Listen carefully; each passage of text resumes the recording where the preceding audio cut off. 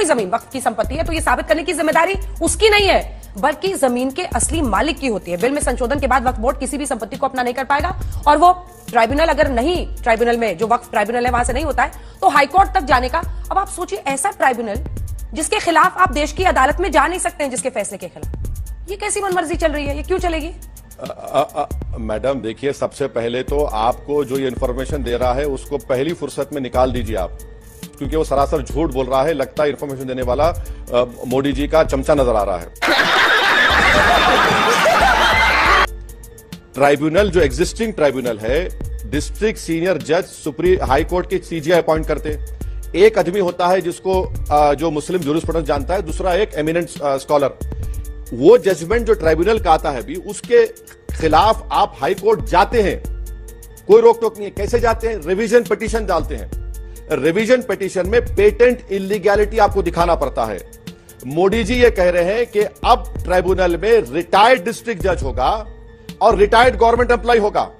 मेरे को यह बताइए कि डिस्ट्रिक्ट कलेक्टर के ऑर्डर के खिलाफ, अच्छा रिटायर्ड डिस्ट्रिक्ट जज ना भी हो, एक आदमी से ट्राइब्यूनल चलेगा और उस जजमेंट के खिलाफ आप अपील करेंगे।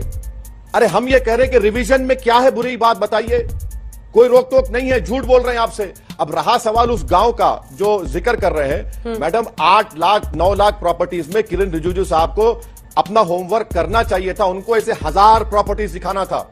मीडिया को सेलेक्टिव लव लेटर्स दे रहे हैं कि देखो ये 15 प्रॉपर्टी, हैदराबाद में 2, तमिलनाडु में एक, लखनऊ में एक। अरे भैया, सरकार, सर्वे कमिश्नर सरकार का है, वक्फ बोर्ड का नहीं है। गजट इशू करती है सरकार। आप जो सेक्शन 40 का हवाला दे रहे हैं, सीईओ का काम यह होता है कि जितने अनयूज प्रॉपर्टीज हैं वक्फ बोर्ड के, उसको कैसे इस्तेमाल करना। आप तो वो भी छीन लिए और वो भी कह रहे हैं कि मुसलमान नहीं होगा। यह समझने की जरूरत है, यह सरकार का झूठा प्रोपेगेंडा बहुत ज्यादा है। ये व्हाट्सएप यूनिवर्सिटी के माहिर हैं तो ये समझते हैं कि कुछ भी बोल देंगे और हमारे कान में फूल है, हम यकीन कर लेंगे, वाह वाह बहुत सच्चा है। ताजमहल की जमीन पर भी वक्फ बोर्ड अपना दावा कर रहा है, तो वक्फ बोर्ड की जमीन है वो। अच्छा एक मिनट सुनिए। ताजमहल के अंदर मस्जिद है, मस्जिद नरेंद्र मोदी की होगी, असदुद्दीन ओवैसी की होगी। अच्छा, जो ताजमहल पे दावा कर रहे हैं वो सुन्नी वक्फ बोर्ड, वो उसका सीईओ कौन है, अपॉइंट कौन करते हैं? जुफैर फारूकी साहब। जुफैर फारूकी साहब को बड़ी तारीफ कर रहे थे आप ही के चैनल पर लोग, जब वो 5 एकड़ जमीन मिली वो मस्जिद बनाना चाह रहे। अरे वो तो गवर्नमेंट का आदमी है, वो जाके कर रहा है, मैं कहां कर रहा हूं? वो कर रहा है तो उनसे पूछिए ना।